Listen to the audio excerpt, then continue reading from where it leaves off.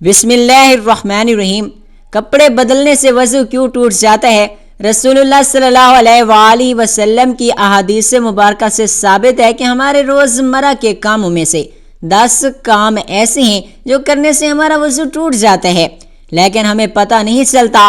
Number 1، پانی۔ محترم ناظرین، ہماری آج کا موضوع وضو کی فضیلت اور اہمیت پر ہے۔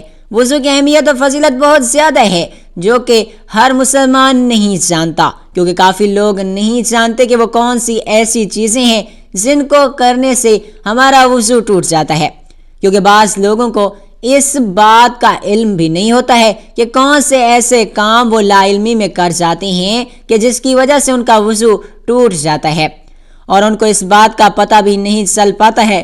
آج کی اس معلوماتی ویڈیو میں میں آپ کو ایک قرآن و حدیث کی روشنی میں وضو کی اہمیت اور فضیلت کے بارے میں بتاؤں گا، اور آپ کو وہ چیزیں بتاؤں گا جن کو کرنے سے وضو ٹوٹ جاتا ہے یا وضو فاسد ہو جاتا ہے۔ محترم ناظرین، نماز کے لیے وضو ایسے ضروری ہے کہ اس کے بنا نماز نہیں ہوتی ہے، بلکہ جان بوجھ کر بغیر وضو نماز ادا کرنے کو علماء کفر لکھتے ہیں۔ یہ اس کے لیے اس بے وضو یا بے غسل نماز پڑھنے والے نے عبادت کی بے ادبی اور توہین کی۔ نبی کریم صلی اللہ علیہ وآلہ وسلم نے فرمایا کہ جنت کی کنجی نماز ہے اور نماز کی کنجی طہارت ہے۔ قرآن اور حدیث میں وضو کے بہت سے فضائل بیان ہوئے ہیں۔ اللہ تعالیٰ فرماتے ہیں، یا ایھا الذین آمنوا، اے ایمان والو، جب تم نماز پڑھنے کا ارادہ کرو تو اپنے منہ اور کونیوں تک ہاتھوں کو دھو اور سروں کا مسح کرو اور ٹخنوں تک پاؤں دھوو۔ وضو کی فضیلت میں کچھ احادیث حضور اقدس صلی اللہ علیہ وآلہ وسلم نے ارشاد فرمائی ہیں، قیامت کے دن میری امت اس حالت میں بلائی جائے گی کہ منہ اور ہاتھ پاؤں آثار وضو سے چمکتے ہوں گے، تو جس سے ہو سکے چمک زیادہ کرے۔ امام بخاری، امام مسلم، ابو ہریرہ رضی اللہ تعالی عنہ سے مروی ہے کہ حضور سید عالم نے صحابہ کرام سے ارشاد فرمایا، کیا میں تمہیں ایسی چیز نہ بتاؤں جس کے سبب اللہ تعالیٰ تمہاری خطائیں معاف فرما دے گا اور درجات بلند کرے گا؟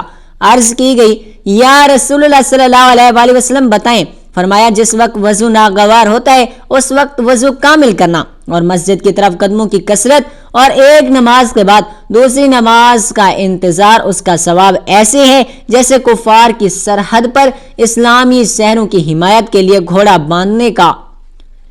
صحیح مسلم میں ابو ہریرہ رضی اللہ تعالی عنہ سے مروی ہے کہ رسول اللہ صلی اللہ علیہ وآلہ وسلم فرماتے ہیں کہ مسلمان بندہ جب وضو کرتا ہے تو کلی کرنے سے منہ کے گناہ گر جاتے ہیں، اور جب ناک میں پانی ڈال کر صاف کیا تو ناک کے گناہ نکل گئے، اور جب منہ دھویا تو اس کے چہرے کے گناہ نکلے، یہاں تک کہ پلکوں کے نچلے، اور جب کہ ہاتھ دھوئے تو ہاتھوں کے گناہ نکلے، یہاں تک کہ ہاتھوں کے ناخنوں سے نکلے، اور جب سر کا مسح کیا تو سر کے گناہ نکلے، یہاں تک کہ کانوں سے نکلے، اور جب پاؤں دھوئے تو پاؤں کی خطائیں نکلیں، یہاں تک کہ ناخنوں سے پھر اس کا مسجد کی طرف کو جانا اور نماز اس سے بھی زیادہ۔ امام مالک اور نسائی رضی اللہ تعالی عنہ سے راوی، رسول اللہ صلی اللہ علیہ وآلہ وسلم نے فرمایا، سخت سردی میں کامل وضو کریں، اس کے لیے 2 گنا ثواب ہے۔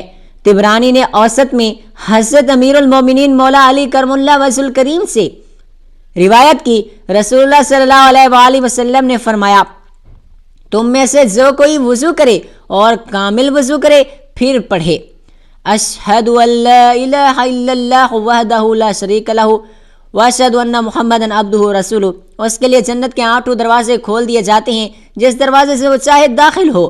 مسلم میں حضرت امیر المومنین فاروق اعظم عمر بن خطاب رضی اللہ تعالی عنہ سے روایت ہے، رسول اللہ صلی اللہ علیہ وآلہ وسلم نے فرمایا، جو شخص وضو پر وضو کرے اس کے لیے 10 نیکیاں لکھی جائیں گی۔ ترمذی شریف میں ہے کہ حضرت عبداللہ بن عمر سے روایت کی، رسول اللہ صلی اللہ علیہ وآلہ وسلم نے فرمایا، جس نے بسم اللہ نہ پڑھی اس کا وضو یعنی کامل وضو نہیں۔ ترمذی، ابن ماجہ، سعید بن زید سے راوی عبداللہ بن بریدہ اپنے والد سے روایت کرتے ہیں، ایک دن صبح کو حضور اقدس صلی اللہ علیہ وآلہ وسلم نے حضرت بلال کو بلایا اور فرمایا، اے بلال، کس عمل کے سبب جنت میں تو مجھ سے آگے آگے جا رہا تھا، میں آج جنت میں گیا تو تیرے پاؤں کی آہٹ اپنے آگے پائی۔ بلال نے عرض کی، یا رسول اللہ، جب اذان کہتا ہوں اس کے بعد 2 رکعت نماز پڑھ لیتا، اور میرا جب کبھی وضو ٹوٹتا ہے تو میں وضو کر لیا کرتا ہوں۔ حضور پاک صلی اللہ علیہ وآلہ وسلم نے فرمایا، اسی سبب ہے قرآن پاک اور حدیث میں بیان کیے گئے وضو کے فضائل پڑھنے کے بعد وضو کی اہمیت اور اس سے حاصل ہونے والے اجر و ثواب کا بخوبی اندازہ لگایا جا سکتا ہے۔ اور جو شخص ہمیشہ باوضو رہتا ہے تو اللہ تعالیٰ اسے 7 خصلتوں کی عزت بخشتا ہے۔ فرشتے ان کے ساتھ رہنا پسند کرتے ہیں، اعمال لکھنے والے فرشتے اس کا سارا وقت عبادت میں لکھتے رہتے ہیں، بدن کے تمام حصے تسبیح کرتے ہیں، جماعت میں اس کی پہلی تکبیر کبھی نہیں چھوٹتی، فرشتے اس کی حفاظت کرتے ہیں، اللہ تعالیٰ جان نکلنے کے وقت کی مشکل کو آسان فرماتا ہے، جب تک وضو رہے اللہ تعالیٰ کی امان میں رہتا ہے۔ رسول اللہ صلی اللہ علیہ وآلہ وسلم نے ارشاد فرمایا کہ صفائی نصف ایمان ہے، صفائی طہارت کا سب سے مؤثر ذریعہ وضو ہے، اور اس کا بنیادی مقصد جسمانی اور روحانی پاکیزگی ہے۔ سید رسول صلی اللہ علیہ وآلہ وسلم نے کئی مقامات پہ اس کی فضیلت بھی بیان فرمائی، یہاں کو اس روایت مبارکہ لکھنے کی سعادت حاصل کرتے ہیں۔ نمبر 1، حضرت ابو امامہ باہلی رضی اللہ تعالیٰ عنہ سے روایت ہے کہ سید رسول صلی اللہ علیہ وآلہ وسلم نے ارشاد فرمایا، جو شخص باوضو ہو کر اپنے بستر پر لیٹے اور اللہ رب العزت کا ذکر کرتا رہے یہاں تک کہ اسے نیند آ جائے، وہ رات کی جس گھڑی میں اللہ تعالیٰ سے دنیا اور آخرت کی بھلائی مانگے گا اللہ تعالیٰ اسے عطا فرمائے گا۔ نمبر 2، حضرت ثوبان رضی اللہ تعالیٰ عنہ کا بیان ہے کہ حضور نبی کریم صلی اللہ علیہ وآلہ وسلم نے ارشاد فرمایا، دین پر قائم رہو اگرچہ تم اس کا احاطہ نہیں کر سکتے، اور یہ بات جان لو کہ تمہارے تمام اعمال میں سب سے افضل عمل نماز ہے، اور مومن کے سوا کوئی وضو کی پابندی نہیں کرتا۔ نمبر 3، حضرت عبداللہ بن عمر رضی اللہ تعالیٰ عنہ سے روایت ہے کہ رسول اللہ صلی اللہ علیہ وآلہ وسلم نے ارشاد فرمایا، اپنے ان جسموں کو پاک رکھا کرو اور اللہ تعالیٰ تمہیں پاک رکھے گا۔ جو شخص رات کو صاف ہو کر باوضو ہو کر سوتا ہے اور اس کے جسم کے ساتھ لگنے والے کپڑے میں ایک فرشتہ رات بسر کرتا ہے، رات کو جب بھی وہ شخص کروٹ لیتا ہے فرشتہ اس کے لیے دعا کرتا ہے، اے اللہ عز و جل اپنے اس بندے کو بخش دے، یہ رات کو پاک صاف اور باوضو ہو کر سویا تھا۔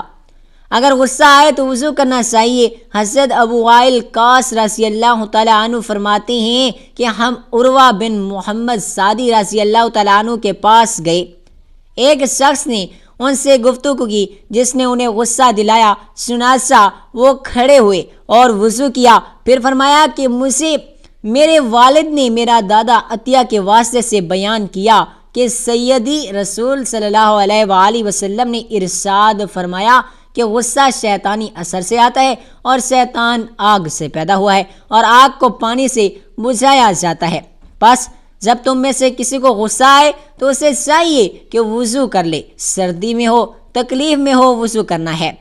حضرت ابو ہریرہ رضی اللہ تعالیٰ عنہ سے مروی ہے کہ حضور نبی کریم صلی اللہ علیہ وآلہ وسلم نے ارشاد فرمایا، کیا میں تمہیں ایسا عمل نہ بتاؤں جن سے اللہ گناہوں کو مٹاتا ہے اور درجات کو بلند کرتا ہے؟ لوگوں نے عرض کیا، یا رسول اللہ صلی اللہ علیہ وآلہ وسلم کیوں نہیں؟ آپ صلی اللہ علیہ وآلہ وسلم نے ارشاد فرمایا، ناگواری کے باوجود مکمل وضو کرنا اور مسجدوں کی طرف زیادہ چل کر جانا اور نماز کے بعد نماز کا انتظار کرنا، سو یہی رباط شیطان کے خلاف جنگ کی چھاؤنی ہے۔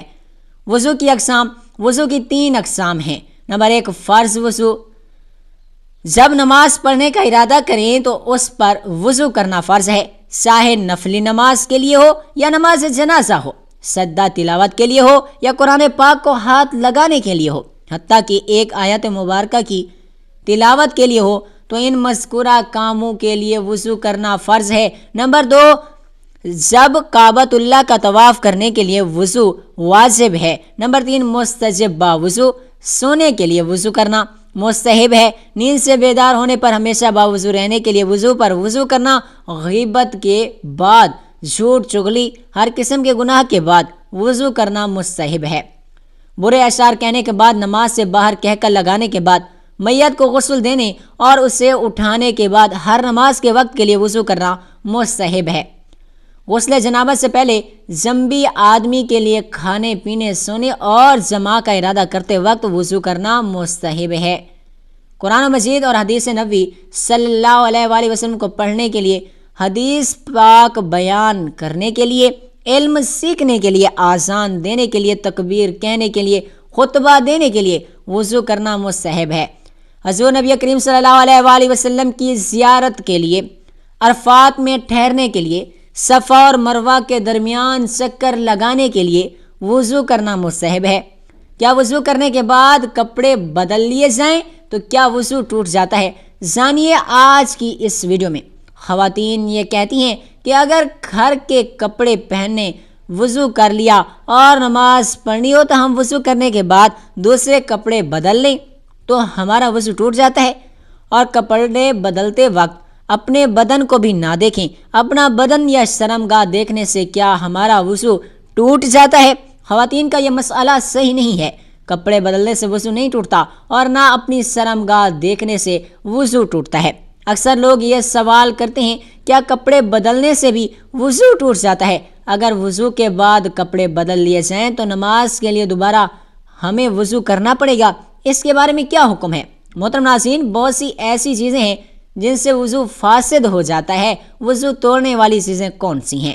آج میں آپ لوگوں کو بتانے جا رہا ہوں، اور یہ اس لیے کیونکہ طہارت نماز کی کنجی ہے۔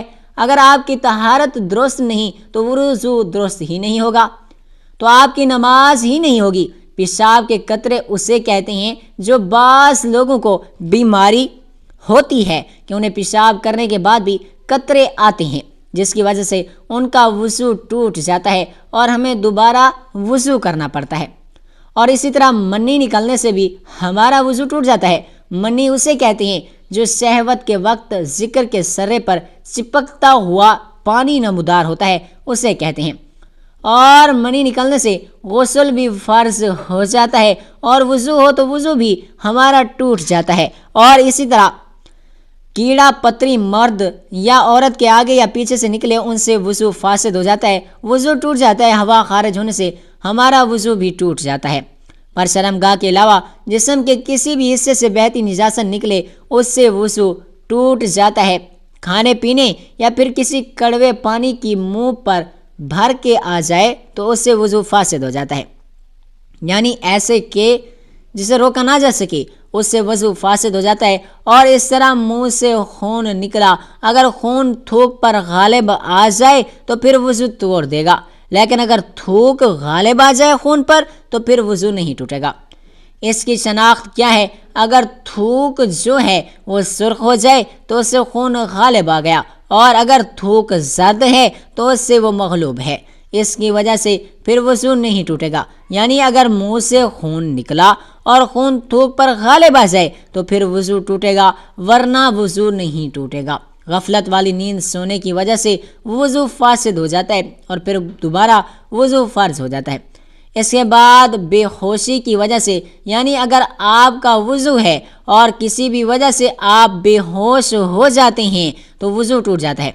جنون کی وجہ سے بھی وضو ٹوٹ جاتا ہے۔ جنون مطلب بہت زیادہ غصہ کرنا، کیونکہ غصہ حرام ہے اور شیطانی عمل بھی ہے، تو اس سے بھی وضو ٹوٹ جاتا ہے۔ نشے کرنے سے بھی وضو ٹوٹ جاتا ہے۔ بالغ کا رکوع اور سجود والی نماز میں جاگنے کی حالت میں کہکا لگانا، یعنی زور سے ہنسنا، کہکا لگا کر ہنسنا، اس سے وضو فاسد ہو جاتا ہے۔ عضو تناسل کا مرد یا عورت کی شرمگاہ کے ساتھ انتشار کی حالت میں بلا حائل مسخ کرنا، اس سے بھی ہمارا وضو ٹوٹ جاتا ہے۔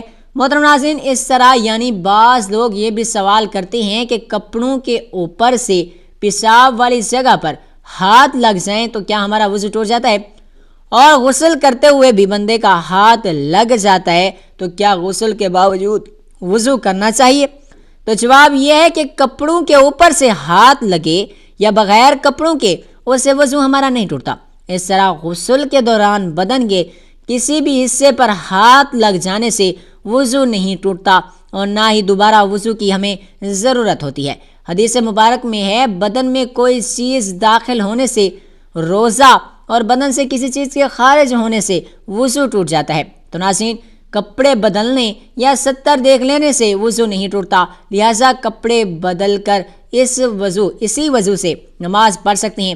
چنانچہ مولانا مفتی محمد امجد علی اعظمی رحمۃ اللہ علیہ لکھتے ہیں، عوام میں جو مشہور ہے کہ گھٹنا اور ستر کھلنے یا اپنا یا پرایا ستر دیکھنے سے وضو جاتا رہتا ہے۔ ہاں، یہ بات واضح ہے کہ وضو کے آداب میں ناف سے زانوں کے نیچے تک ستر چھپا ہوا ہو، بلکہ استنجا کرنے کے بعد فوراً ہی چھپا لینا چاہیے۔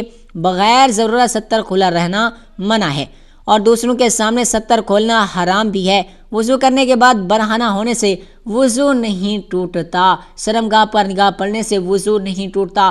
اگر نامحرم کی طرف بھول کر یا جان بوجھ کر دیکھ لیا تو اس سے بھی وضو نہیں ٹوٹے گا، البتہ قصداً نامحرم کو دیکھنا جائز نہیں ہے۔ وضو کی حالت میں برہنہ تصویر دیکھنے سے وضو نہیں ٹوٹتا، البتہ برہنہ تصاویر دیکھنا ناجائز اور حرام ہے۔ ہوا خارج ہونے سے وضو ٹوٹ جاتا ہے۔ مرد یا عورت کے آگے سے ہوا نکلے یا پیٹ میں ایسا زخم ہو گیا کہ جلی تک پہنچا، اس سے ہوا نکلی تو وضو نہیں جائے گا۔ خون، پیپ یا زرد پانی کہیں سے نکل کر بہا اور اس کے بہنے میں ایسی جگہ پہنچا کہ صلاحیت تھی جس کا وضو ہو یا غسل میں دھونا فرض ہو، تو وضو جاتا رہا۔ اگر صرف چمکا یا ابھرا اور بہا نہیں، جیسے سوئی کی نوک یا چاقو کا کنارہ لگ جاتا ہے اور خون ابھرا یا چمک جاتا ہے، یا حلال کیا یا مسواک کیا یا انگلی سے دانت صاف کیے، دانت سے کوئی چیز کاٹی، اس پر خون کا اثر، یا ناک میں انگلی ڈالی، اس پر خون کی سرخی آ گئی مگر وہ خون بہنے کے قابل نہ تھا، تو وضو نہیں ٹوٹے گا۔ بلغم کی قے وضو نہیں توڑتی، جتنی بھی ہو بہتے خون کی قے وضو توڑ دیتی ہے۔ جب تھوک سے مغلوب نہ ہو اور جمع ہوا خون ہو تو وضو نہیں جائے گا۔